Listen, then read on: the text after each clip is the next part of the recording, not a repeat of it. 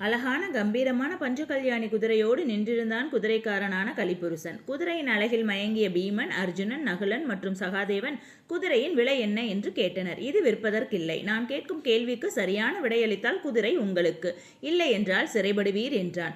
சம்மதம் சொன்ன நால்வரும் விடை தெரியாமல் கூண்டுக்குள் மாட்டிக்கொண்டனர். இதை அறிந்த தர்மர், நான் விடை சொன்னால் விடுவிப்பாயா என கேட்டார். சரி என்று சொன்ன கலிபுருஷன் முதல் கேள்வியை கேட்டான். ஒரு பெரிய கிணறு, அதன் உட்புற விளிம்பில் பொற்காசு ஒன்று தொங்கியது. அந்த காசை பற்றியபடி மிகப்பெரிய தொங்கும் மலை. அப்படி இருந்தும் காசு கிணற்றில் விழவில்லை. ஏன் என்றான். பாபமே மலை, புண்ணியமே பொற்காசு. சிறிய புண்ணியமே நரக கிணறுக்குள் விழாமல் காக்கிறது என தர்மர் கூறினார். கூறியவுடன் பீமன் விடுபட்டான். கலிபுருஷன் இரண்டாம் கேள்வியை கேட்டான். நடுவில் ஒன்றும் சுற்றி நான்குமாக 5 கிணறுகள் உள்ளன. சுற்றி இருந்த கிணறுகளில் ஒன்றில் நீர் வற்றினாலும் நடுவில் இருந்த கிணற்றிலிருந்து நீர் வரத்து நடக்கிறது.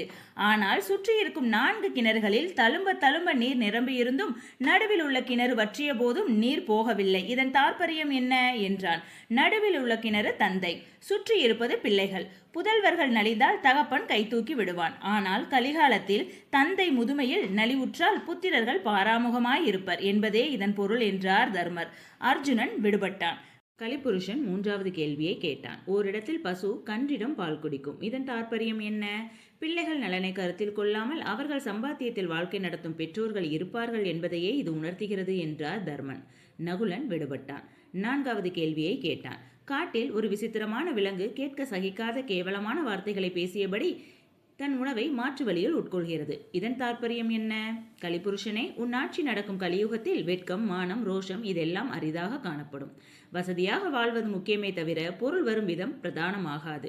மழை பொய்க்கும், கொடிய நோய்கள் பரவும், பூலோகம் காடாய் இருக்கும், ஆசிரம தர்மங்கள் சீர்குலையும், பண்பில்லாமல் பேசுவதை சொற்சாமர்த்தியமாக கருதப்படும், குலப்பெருமை காலில் மிதிபடும் என்று தர்மர் கூற சகாதேவன் விடுபட்டான்.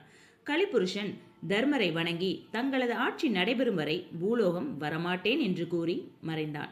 இந்த கதை உங்களுக்கு பிடிச்சிருந்துச்சுன்னா please subscribe, like and share. Thank you.